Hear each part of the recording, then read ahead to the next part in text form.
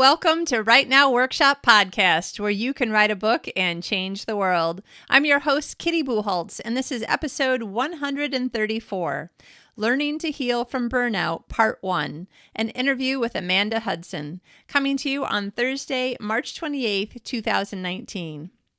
Let me begin by saying, at the very moment that this episode comes out, I am celebrating my birthday in Lyon, France, which is crazy because I just never thought I would have an opportunity to go to France.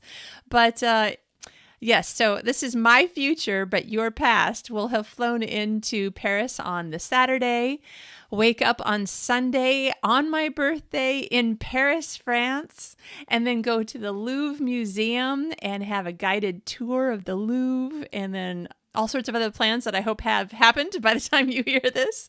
And then on your yesterday, we will have taken the train to Lyon, France, which part of the reason, I'm just saying, that John and I decided to make that the other, we wanted to see at least two places while we were there for a week for celebrating my birthday. So we picked Lyon partially, maybe a lot, because it said that it is like quite a food capital sort of city. Now, somebody who's from France told me all the cities in France say that they're like the foodie capital of France. Well, then I'm planning on going to all the cities. So, but one of my coworkers is actually from Lyon. So I'm getting all sorts of great advice about things that we should do. And then here for the rest of the weekend and fly home on Saturday night. So super excited. It's funny because on the one hand, I'm with you in my future, and on the other hand, I'm talking about your past, but it's going to be a great birthday. I can't wait. My husband has been like just pulling out all the stops to try to make sure that I feel terribly spoiled and loved, which I normally do anyway, but now I'm really going to be feeling that way. So today's episode is because I found out that I have a friend who not only went through burnout, but she actually found help to learn, to teach her how to get out of it and how to avoid it and stuff like that. So she has tons more information than I was ever able to find online. So I asked her very kindly, and we kept putting off the date so that we could make sure that neither one of us was like, we just have to get this done and we'll make it happen even if we're tired. It's like, nope. The whole point about talking about burnout is that we won't record this episode until both of us feel like, okay, now I have time and I can do this without stress. So that is why it's coming to you at the end of March and beginning of April of 2019, even though we learned about this about each other a few months ago. And I really think that this is going to be terribly helpful, whether you are afraid that you might be experiencing it, you already know that you probably are, or you know someone who might be, or you just want to know what the signs are and what you would do so that you can make sure you never get burnout, which is what I want for you. So Amanda and I had a fantastic talk, and there was so much helpful stuff that we actually, we thought that we might make it into 2 episodes, but we weren't sure where to cut it. So I'm just going to find some sort of happy halfway place, and that will be part 1. And then next week you'll get the next half, which will be part 2. And I hope that you share this with your friends. I would love it if you would share it on social media so that people who need to find this information can find it. When I was realizing that this was my problem last April, May, by the beginning of June, I think I had finally figured out what was wrong with me. But all the information I could find was completely superficial and or unhelpful. So hopefully Amanda will be able to give you much more information than I was able to find last year. And if we can get it out to all the people who need it, that would be my answered prayer. That's what I really want for you. It's what I really want for all the people out there who need this information the way that I needed it last year. So here we go. Enjoy. Amanda is a fabulous, fun, another writer. So very good. We're not really talking about writing too much, but just so that you know, yay, writers. And you know what? I'm going to stop talking and just let you hear the interview. Talk to you later. Today's guest is Amanda Hudson. When she's not at her day job, Amanda writes romance and contemporary fantasy novels. She has a short story coming out in an anthology next month under the name A.K. Hudson. She also volunteers as a bookstore coordinator for the Sirens Literary Conference in Colorado. Welcome, Amanda. Hey, Kitty. Thank you for having me. I'm so excited to have you here talking about this. You and I have been talking a little bit about it when we get together, meet up and stuff on and off.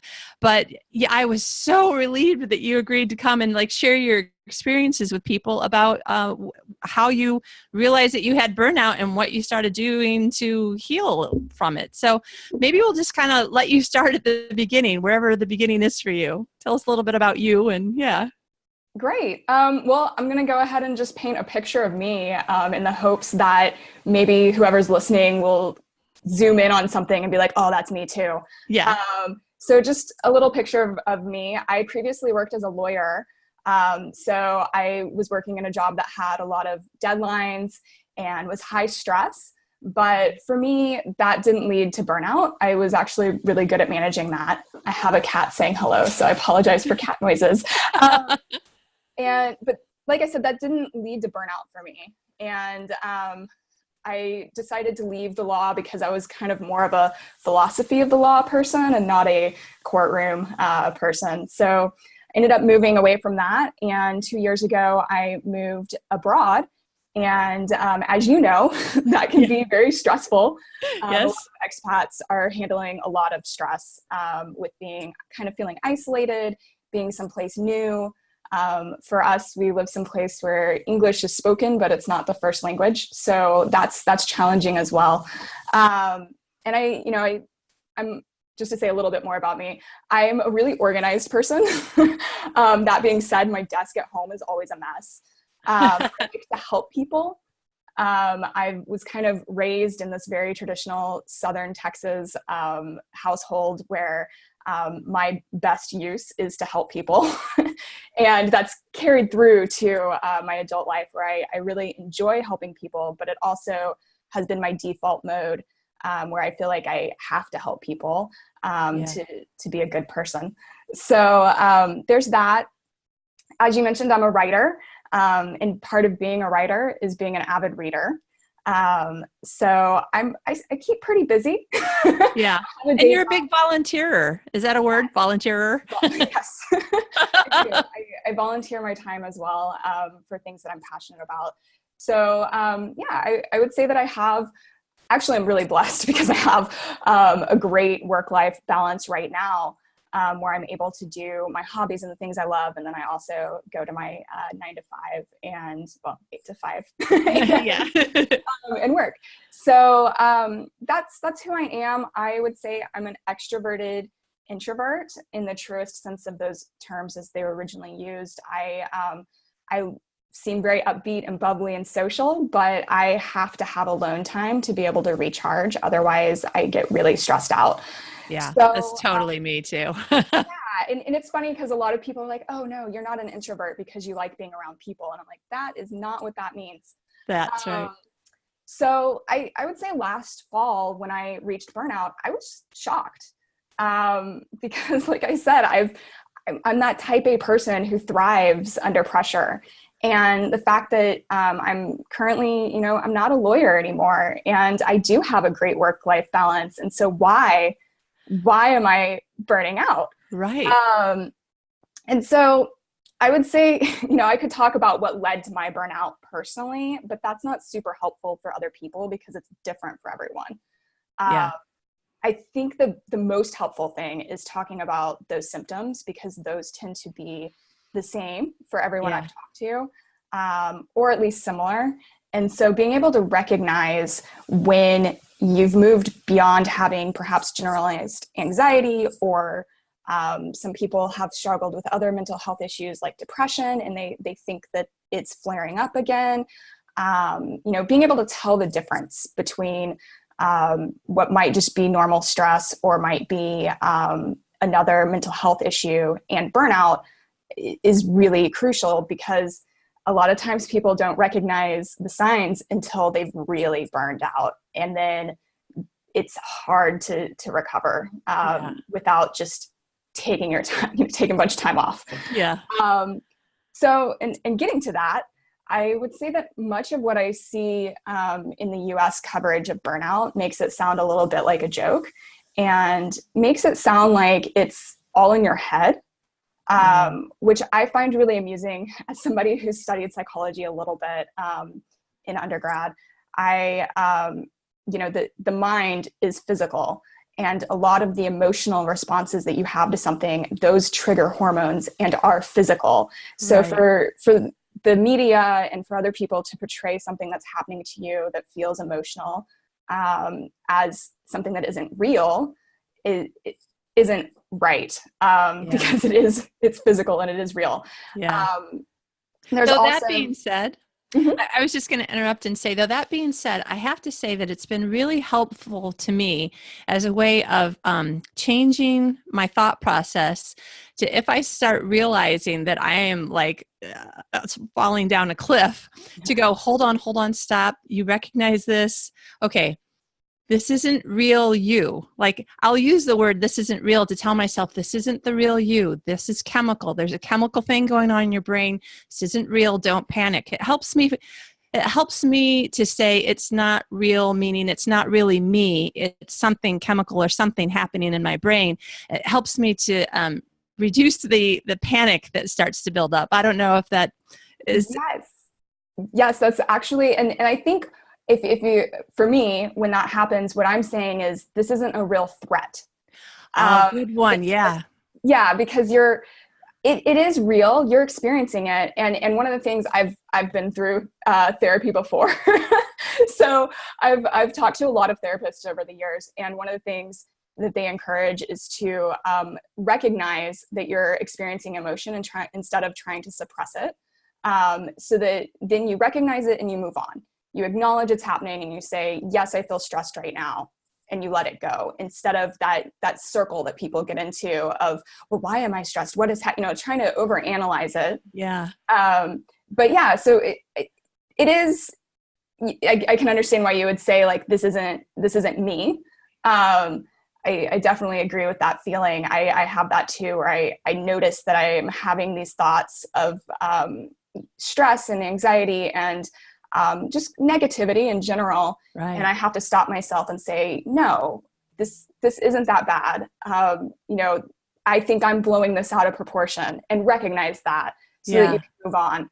I just going back for a second about burnout itself, because there is this treatment of it in the media as perhaps not a real medical condition. I did some research and I've talked to some professionals. I currently live in Sweden, as you know, and I talked to some professionals. Just so listeners know, you and I met in the most absurd but very 21st century way. We did. So I was speaking at a writers group in Los Angeles and just randomly was talking to somebody that I didn't know who was there. And I don't even understand how it came up, but somehow we were like, wait, my friend lives in Sweden. Are you kidding me? I'm about ready to move to Sweden. And then you and I met and we had coffee and we were like, I like this person. She's cool. And that's how we became friends. Exactly. It was very, very random. I feel like that's often how it is with expats, though. When you're living abroad, you end up getting introduced via other friends or acquaintances because they're like, oh, I know another person who lives in a weird place. Right. So in Sweden, the burnout is taken more seriously. It is actually, the phrase burnout itself is not a medical condition, but there are other conditions that can be used as a diagnosis. And so that one of them is exhaustion disorder, and the other one is, let me just double check my notes here, fatigue syndrome. Okay. So the real reason that people have been leaning towards burnout is because when you hear it, a lot of people think of connection specifically to the workplace, whereas when you hear exhaustion disorder and the fatigue syndrome, those can have other root causes than just workplace. So that's kind of why burnout, I think, at least, has become popular and trendy, because it is related to work, which is something that if you go through the Swedish medical system, they will differentiate whether or not what you're experiencing is exhaustion or fatigue because of other stressors, or if it's stress caused by work. Interesting. And in Sweden, if it's stress caused by work, then you can take medical leave that's covered by the country, and you still get paid while you're off recovering. So that's a great benefit. There's other countries that do that as well. In the US, I'm not aware of that being an option. And so I would encourage people in the US or outside of Sweden, if they feel like they are listening to this podcast and they're like, oh, I identify with this and I think I have a problem. For me, I went and talked to my HR representative, and they were able to get me going through the system here in Sweden, and it doesn't negatively impact my job at all. But I would be hesitant to do that in the US. Laws vary by state, but you're not necessarily protected if you disclose that you have what is considered to be a mental problem.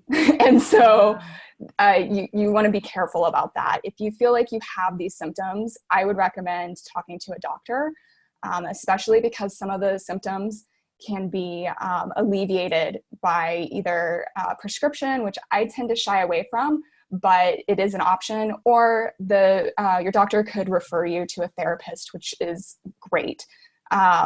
So that's kind of, there's differences depending on where you are in the world. And I just don't want people to rush off to their HR and then perhaps get fired. That would be terrible. It's not going to help your exhaustion. So. Right.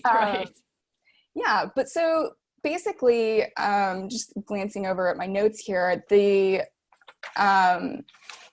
burnout is, it is a physical manifestation of stress. And in, like I said, in Europe and elsewhere in the world, it is considered a medical condition. So just to back up a little bit, I'm not a doctor. We are not giving medical advice here. Exactly. I'm not giving medical advice here. I have done research. I have talked to professionals here in Sweden. And like I said, I've in the past talked to other therapists. So I'm not just making this up, but I would encourage you, if you need medical attention, to seek that and not rely on my we're both. That's right. We're both sharing because as writers, we both experienced this problem that shocked us and we didn't know what to do with. But just like with my previous episodes where I've talked about my experience with burnout and trying to get through it and over it, this is like friends sitting down, having a cup of coffee together, not doing any more than the kind of advice friends give friends. That's it. Exactly. So that being said, I am going to dig a little bit into some of the medical, because I think for me, when I learned about the physical medical aspect of this, I felt better. I felt less, and I hate using this word, crazy. And it made me feel like I was doing something that was right for me, which really, honestly, I needed to do at the time. So what happens with mental fatigue is that it translates into physical fatigue. And the how of that is that in our brain, we have the hypothalamus that's in charge of our body's stress hormones and stress response. So when you're under stress, you end up having a signal that's sent from the hypothalamus to two other parts of the brain. One of them is the pituitary gland, and the other one is the adrenal medulla. And these do two different things. Like I said, not a doctor, not a scientist. I'm not going to give you a biology lesson. Yeah. But if you do want to know more about this, because I found it fascinating, there's great information on simplypsychology.org. You can search for stress biology, and it will give you a whole diagram and interesting information about hormones. Awesome. But what you should know is that the stress that you come across, that what stresses you out, triggers this physical response in the brain. And most importantly, it triggers what a lot of people know as the fight or flight response. And this is meant to save us from short-term stress. And it's an automatic response. You can't really control that. So this is something that automatically happens. It's a chemical reaction in your body, and you might feel an increased heart rate as adrenaline is released. And this adrenaline is meant to help save you from a physical threat. Yeah. But over time, humans have most of them, not most of them, a lot of us have moved outside of being physically threatened on a daily basis. And right. So we've internalized other kinds of stress, and our bodies have the same physical response. So, over time, not only do you have this quick, immediate adrenal response, but there's another hormone that is released that suppresses your immune system. So unfortunately, if you have repetitive stress, your immune system is weakened, and a lot of people not only end up fatigued because of that, but they end up getting other illnesses, especially if you I used to work at a university, and I had students coming in from all over the world, and it was like clockwork. Every semester when people would come back from vacation, my immune system would instantly tank. And, I'm sure that's true for other people too. Yeah, lots of colds and flu and. Exactly. So all of this over time, if you're constantly having this stress response, you're going to become exhausted because your body is not functioning at its normal level. It is suppressing certain bodily functions to heighten other ones, and that's just not healthy. So you will end up being exhausted and fatigued. Some of the symptoms you might end up having as a result of this are memory problems, trouble concentrating. For me, I became frustrated a lot faster and angry about things that used to not make me angry at all. Yeah. So that would make me frustrated because I didn't know why I was angry. Right. That was actually one of the signals to me that it took a really long time, but eventually I finally asked myself, when was the last time that I didn't feel angry? And when I realized it had been months, and like you said, even though I have this chipper personality, on the inside, I was like, my gosh, I've been angry for months. And then it was the first time for me to start asking myself other questions, like, why? What's going on? Exactly. It's a real, I think for me, the hilarious point when I burned out was I became angry about a lack of butter. I was making my breakfast and there was no butter, and I just blew up. This is ridiculous. How am I supposed to have breakfast? And I was just storming around. And after it happened, I was like, why? It's butter. Like, what is wrong with me? Yeah. So was your husband home at the time? Did he witness this? No. Thank goodness. Yeah. But yeah, so you could feel like you're failing at everything you're doing as well. You end up getting frustrated and angry and nothing's going right and everything's terrible. But then you sit down and you look at it, nothing's terrible. So like, why do you feel this way? You could also have very, very physical responses. I started to have these as well. Shortness of breath, feeling lightheaded. I had a panic attack at work one day. I had to go sit alone in the only room I could find that was quiet and use a breathing app to calm myself down. Your heart can race.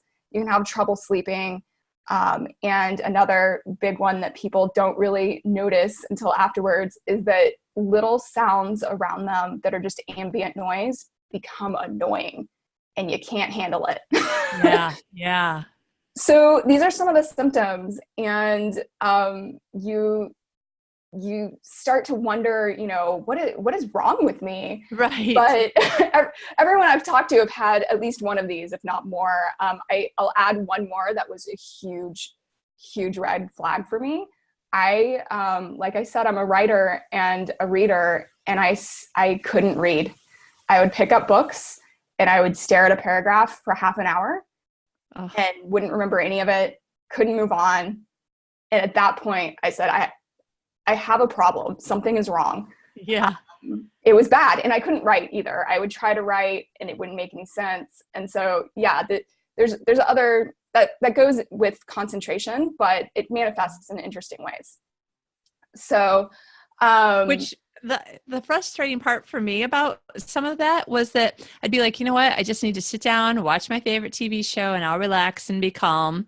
And then like 10 minutes into the show, I'm up off the couch looking for something to eat. I don't want anything in the kitchen. I'm looking at the TV show going, this is my favorite show. Why don't I care? Okay, obviously what I really wanted to do was read, and I didn't realize it. And I'd be stuck on a page, and then I would just get more and more tense, and it was bad.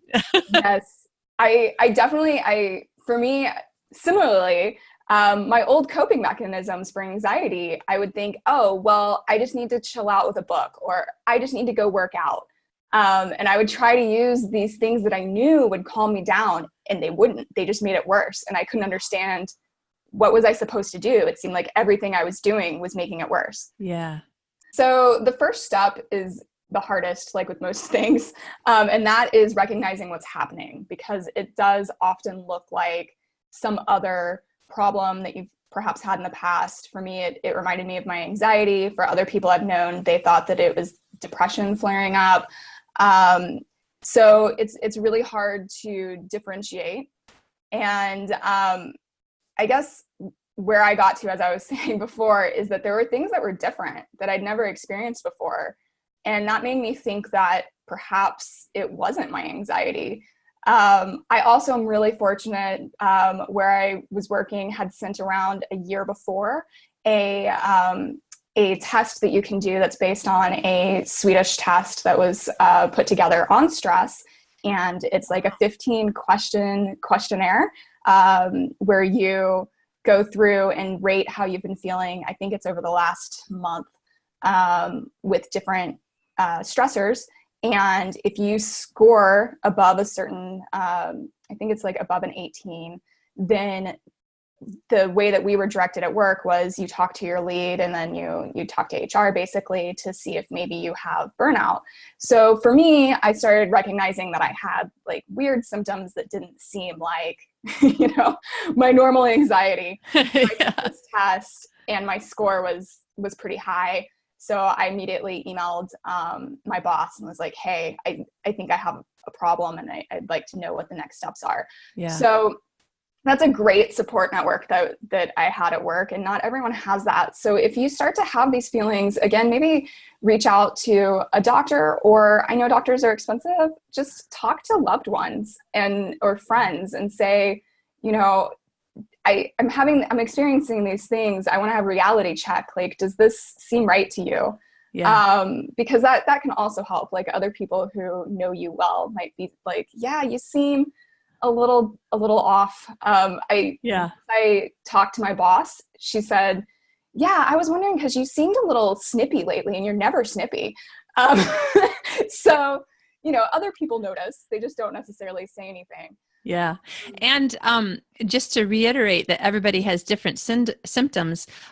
Somebody else that we know who's been experiencing this, I was talking to her, and she said that her symptoms seemed to be much more physical, like literally did not think that she had the strength to get up off the couch or bed and walk across the room, which was not really, I was tired all the time, but she said literally, I didn't know that I could get up and walk across the room. And I was like, wow, that's really different. And because she also had learned how to deal with, I can't remember, anxiety, depression, both, not sure, which is why I'm not saying anybody's names, because I would just want to give somebody else as an example. She also had told me that she also had noticed that this was different, like it felt different, and the old coping mechanisms weren't working. And so she just didn't think that's what it was.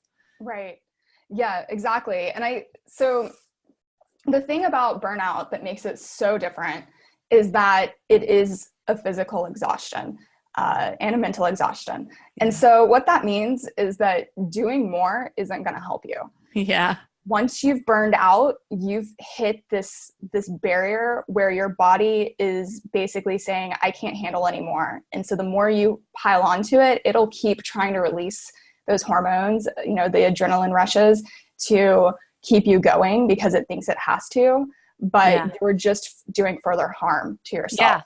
And when I was doing research, which the only thing I could do was try to Google basically, please tell me what's wrong with me, but I didn't know the right words. I didn't know anything about burnout. So it took me a long time before I even Googled that. But like I Googled depression just to see like, what are the signs? Maybe I'm depressed and I don't know it. And one of the things that you're supposed to do is get out with people and exercise more, both of which make me even more exhausted. Yes. So for me, one of the ways that I handle my anxiety in the past is working out, because it does release endorphins. Endorphins! Yeah, yay. And when I was talking to the therapist about burnout, he told me to work out less until I had rested, because I was actually doing more harm in my body. I noticed that when I was doing weights, I couldn't lift as heavy of weights. And that's because my body's exhausted. It can't work. It doesn't have the energy to do it. And so I was pushing myself deeper into burnout and deeper into exhaustion by trying to do what I thought I needed to do to make my anxiety less. Yeah. So the number one thing, I know a lot of people aren't in a place where they can take medical leave for exhaustion. And in some places that would have serious impacts on their careers, to say, I'm exhausted, I need to take a week off or longer, even if they do have the actual sick days.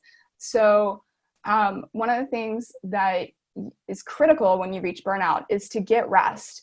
And it's a weird thing to do, because for me, I didn't necessarily feel tired. I felt physically exhausted, but I wasn't like, it's not like when you have the flu and you can't get out of bed. Yeah. You're up and you're moving and you're awake. And so you feel like you should be doing something, but everything you try to do is frustrating or you can't do it. Yeah. So honestly, the therapist told me, you have to treat this like you are sick. Because your body is sick. And so trying to force your way through and say, I'm fine, is just prolonging how long your recovery is going to be. So get sleep. And if you're having trouble sleeping, see a doctor. Like I said earlier, I'm not big on taking pills, but if you can't sleep, your body isn't going to recover. Yeah. Your body does certain things while you're asleep at night. And if it's not getting that, then it's not going to be healthy. So you need to be able to sleep. And then the other huge thing is breathing exercises. So I'm probably going to end up sounding a little like hippy dippy for a minute. Go for it. Make us feel better though. Yes. So as I mentioned earlier, there's this adrenal response that happens with the fight or flight. And that triggers these hormones and your body goes into a certain mode.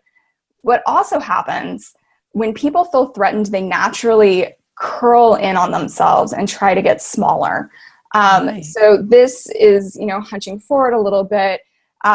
When you curl in like that, it shortens your torso. So you're compressing your internal organs. You're compressing your diaphragm, which is you can't see, but I'm right at the bottom of your ribs. Basically, you have this diaphragm. And when you breathe, it moves. So what happens with stress is you end up curling in, you're crunching these vital parts of your body, and that has a physical response as well, where your body perceives, there's more of a threat. So one of the best things you can do. Can I just stop you? Mm-hmm. Did you just say, sorry, did you just say when you get into that kind of hunched over, curled up sort of posture, some part of your body is thinking, there must be a problem, a threat out there? Yes. Really? Yes. What? Okay. So this is way more than ergonomics as well. Yes. I'm sorry, head blown. Must try to get my brain back inside. I'm really going to be thinking about that later. Wow. That's really, I had no idea. Okay, please continue. But wow, I had no idea. Yes. So there's a response that your body has to that. So one of the best things you can do is, if you're feeling stressed out, roll your shoulders back, sit up straight or stand, and try to open up the front of your body so that you have more room to breathe. And then breathe. Do it. And don't take short, like for me, I had an anxiety attack, and it's hard to get back from that short, fast breathing. But my therapist gave me a breathing exercise to do that's called mindful breathing. And basically what you do is if you can, step away from your desk or wherever you are and go someplace quiet. But if you can't, you can do this at your desk. Okay. You close your eyes, and when you inhale, you picture the air coming in through your nose, going down the back of your throat, going into your chest, going down into your stomach. And as you picture it going into your stomach, you expand out your stomach, which a lot of people don't do on a normal basis. People kind of walk around hunched. So push out your belly, feel that full breath, and then you reverse it. You exhale, and you feel the air coming back up through your stomach, through your lungs, through the back of your throat, and out your nose. And you do this slowly, and you do it consciously, because it slows down your breath if you are thinking about all these steps. Yeah. What happens is this triggers the release of an anti-stress hormone that counteracts those stress hormones.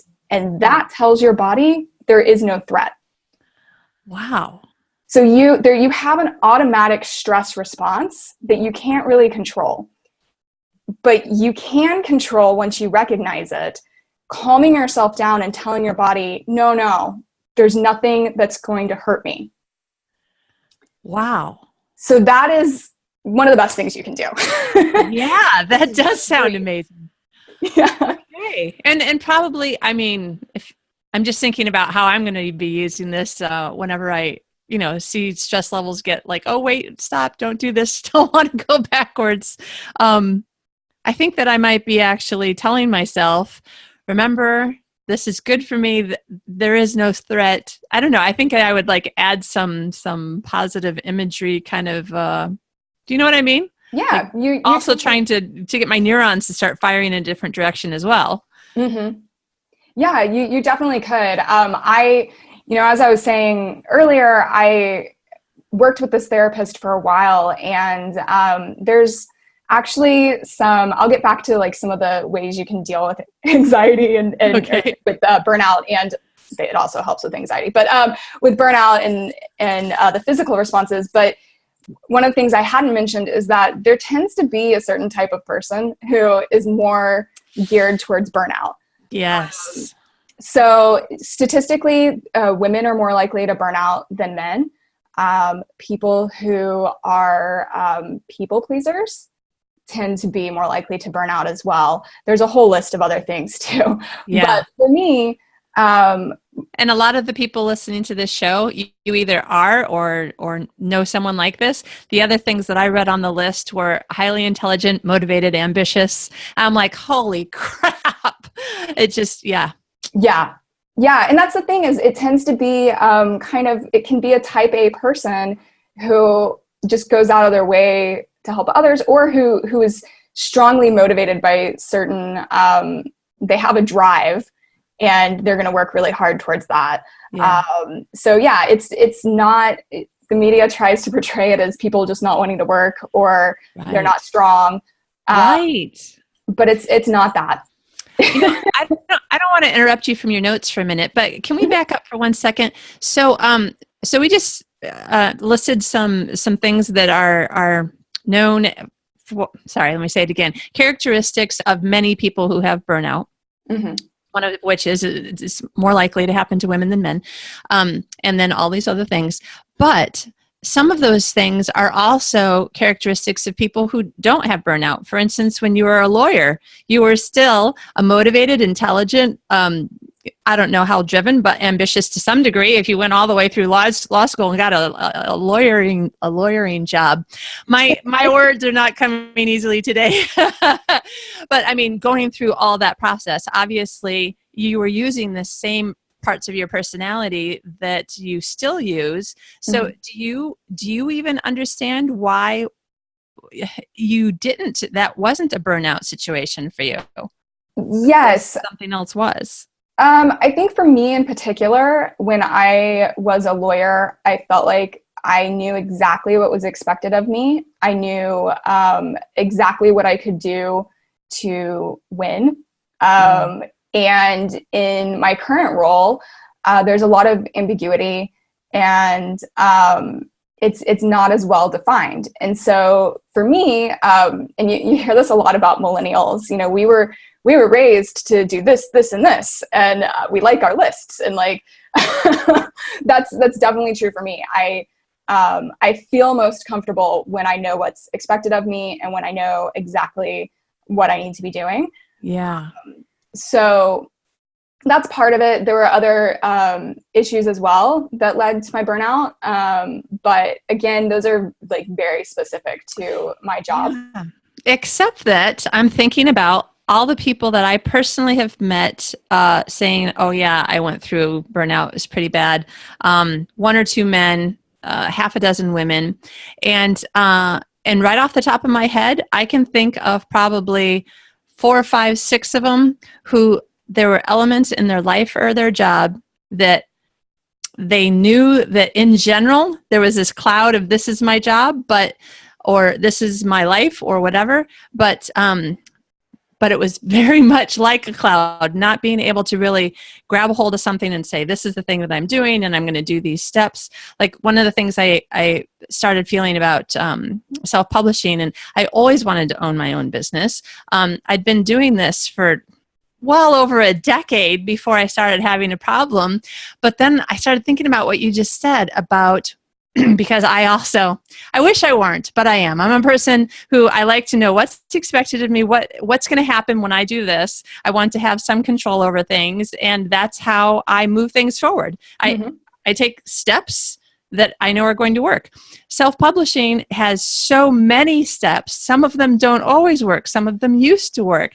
Sometimes it's like, well, add these extra 10 steps and it'll probably work, so long as you do this other thing as well, but then it might not work. There is a whole bunch of that. Plus moving to countries before that had been English-speaking countries where, you know, you may not be able to understand a couple of the phrases, but for the most part, I could read and write and understand people, versus coming to a place where I could talk to people, but everything else was Google Translate. And Google Translate sometimes makes really weird translations that you're like, I know this restaurant does not serve virgin pig. So what might they be trying to tell me? Because it can't be Virginia ham. Why would they sell Virginia ham in Sweden?